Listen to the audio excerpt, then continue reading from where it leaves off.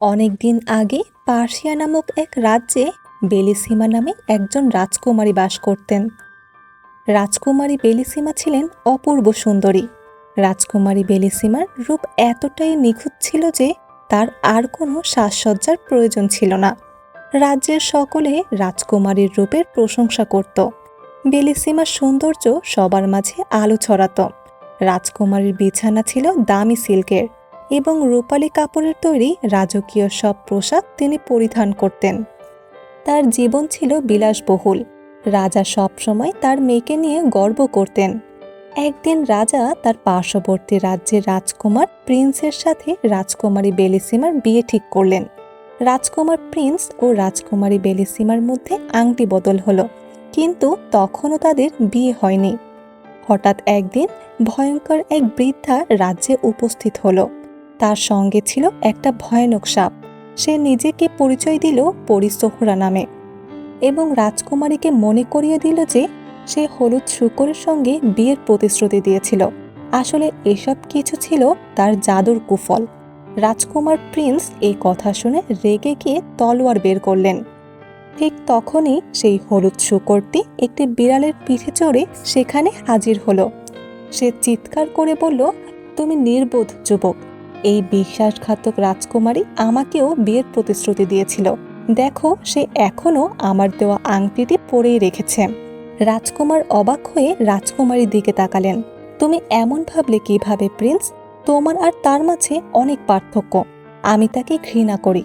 অবশেষে সূর্য রক্তের মতো লাল হয়ে উঠল আর আকাশ জুড়ে নেমে এলো ঘোর অন্ধকার।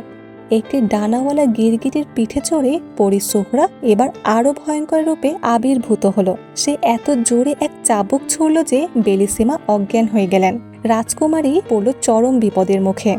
রানী মেয়ের কষ্ট দেখে অঝরে কাঁদতে লাগলেন এবং রাজা তার সাহস ও বুদ্ধি হারিয়ে ফেললেন।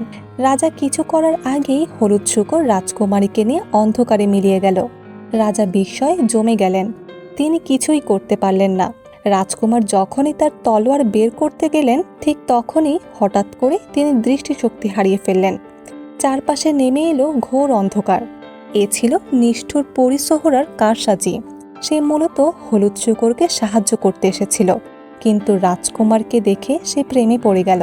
সে ভেবেছিল চিরদিনের জন্য সে রাজকুমারের দাসী হয়ে থাকবে। তাই সে রাজকুমারকে তার দৃষ্টিশক্তি ফিরিয়ে দিল এবং তাকে নিয়ে গেল তার শহরে। সোহরা এক যুবতী ও অতি রূপসী পরীর রূপ ধারণ করে রাজকুমারের সামনে হাজির হলো। সে কোমল কণ্ঠে বলল, আমি কি দেখছি? এ কি সত্যিই তুমি, আমার প্রিয় রাজকুমার? কোন দুর্ভাগ্য তোমাকে এই ভয়ঙ্কর স্থানে নিয়ে এসেছে? রাজকুমার জিজ্ঞেস করলেন, আমি বুঝতে পারছি না পরী সোহরা কেন আমাকে অপহরণ করলো। যুবতী উত্তরে বলল, আমার মনে হয় সে তোমাকে বিয়ে করতে চায়, আর সে যা চায় তা সে জোর করে নিয়ে নেয়। হঠাৎ রাজকুমারের চোখ পড়ল যুবতীর পায়ে। সেখানে দেখা গেল পা নয়, বরং ধারালো নখ। তার মুখ যতই সুন্দর হোক না কেন, সে তার প্রকৃত রূপ লুকাতে পারেনি।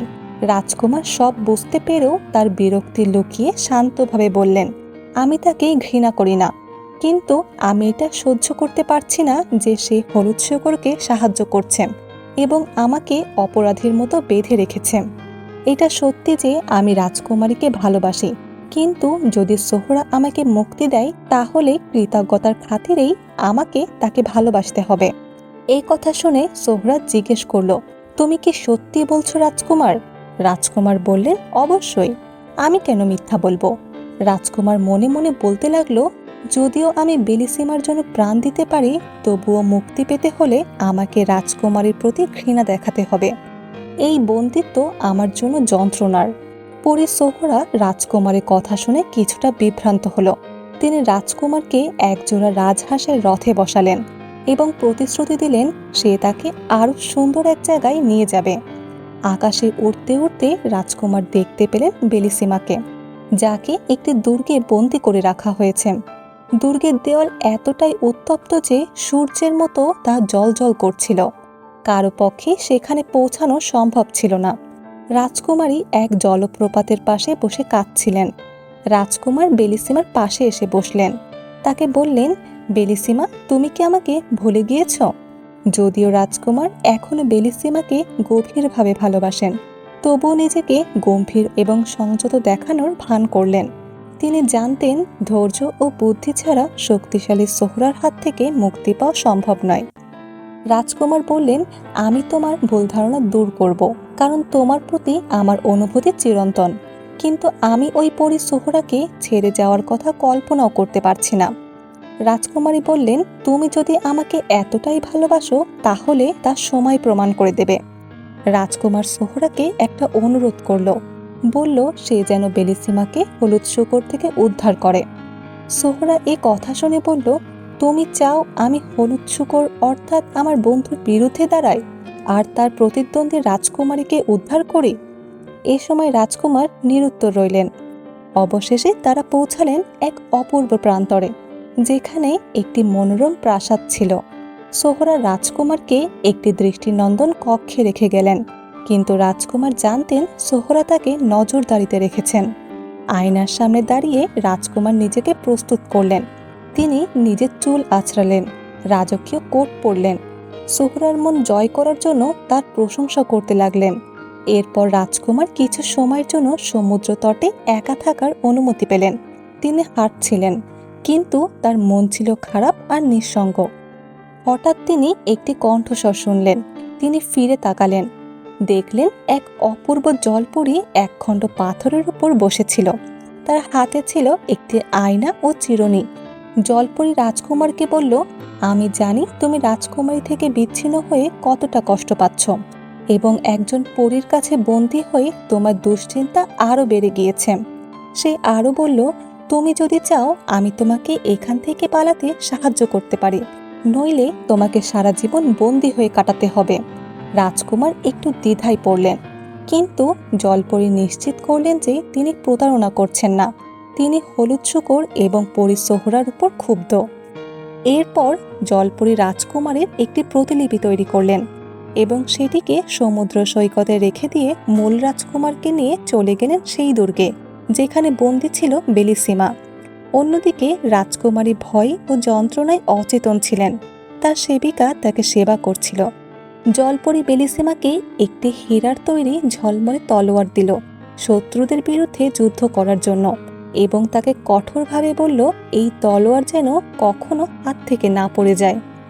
অপরদিকে পরী সোহরা সৈকতে সেই মূর্তিটিকে দেখে বুঝতে পারলেন যে তাকে ধোঁকা দেওয়া হয়েছে।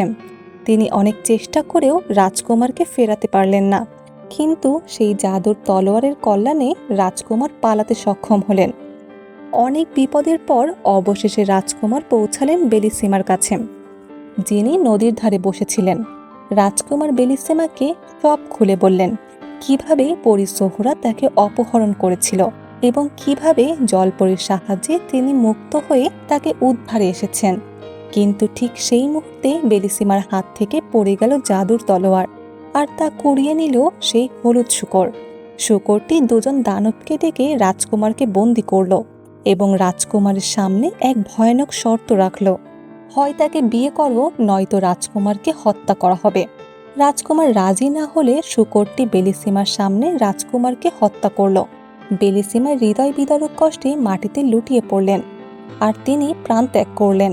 আর তার আত্মা রাজকুমারকে খুঁজতে এই পৃথিবী ছেড়ে পাড়ি জমালো অনন্তকালের জীবনে। এমনকি জলপরীও সে সময় কিছুই করতে পারল না, কারণ যেই মুহূর্তে তলোয়ারটি পড়ে গেল জলপরীর সমস্ত জাদু হারিয়ে গেল। আর এভাবেই এই হৃদয় বিদারক রহস্যময় গল্পটি শেষ হলো।